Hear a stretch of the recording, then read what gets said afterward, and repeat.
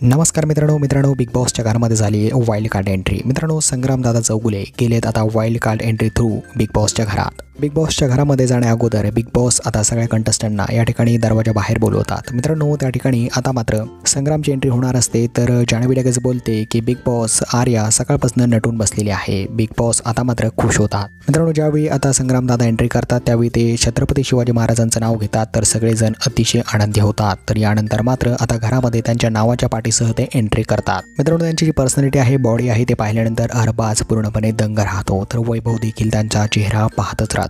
तर येणाऱ्या पुढील भागामध्ये आता संग्रामदादा कसा गेम खेळतील पाहणं खरंच इंटरेस्टिंग असणार आहे। तर मित्रांनो तुम्ही किती उत्सुक आहात हे आम्हाला कमेंट बॉक्समध्ये कमेंट करून सांगायला विसरू नका।